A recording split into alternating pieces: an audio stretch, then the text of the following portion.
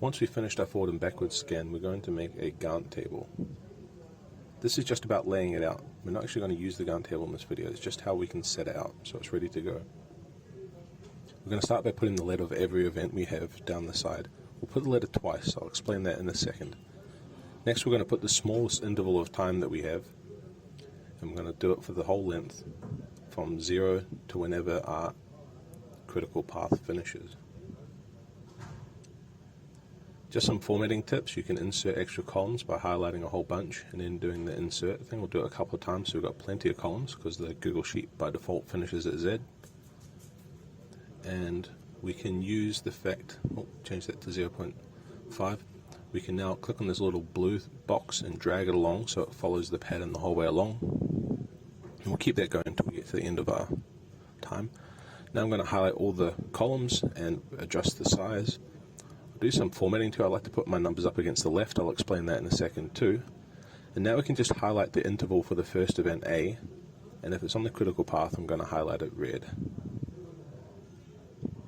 Right, and that goes from 0 to 3 hours, so that's why it finishes at the 3. That's why I put my numbers left aligned. And for A, since it's critical path, I'm just going to duplicate that, and for the bottom row I'll do the same thing. Now B has a early start time of 0 and a duration of 1 hour.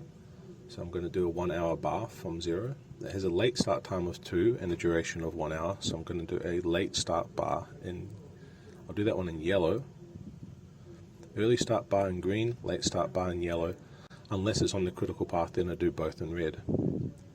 C has an early start time of 0 and a duration of 1.5 hours. So that's why that green bar goes till the beginning of 1.5. So that means it stops at the 1.5 hour mark. And it has a late start time of 1.5 hours and a duration of 1.5, so it finishes at 3. Now the same thing for D. Early start time of 0, duration of 2 hours. Late start time. The late start time for D is 1 hour, and that goes for 2 hours, so it'll finish at 3. So you see I've put 3 at the very left hand side of that column so that you can see that yellow bar finishes at 3. Right, and E, once again, same thing for E. But E has a late start time all the way over here at 4. So the bars will always be the same length, but we'll do them in different colors to indicate early start time, late start time, and we'll put them in their latest possible position. We'll use this later on in a further video. So I'll just complete them all now. And if I have a critical path, I'll do it in red for both of them.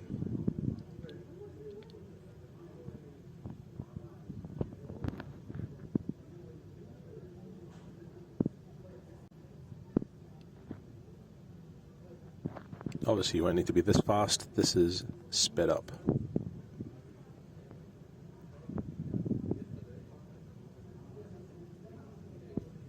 Also you can freeze the top row, that'll be handy for when you get down a bit. So you just click on that row and then you go format and freeze top row.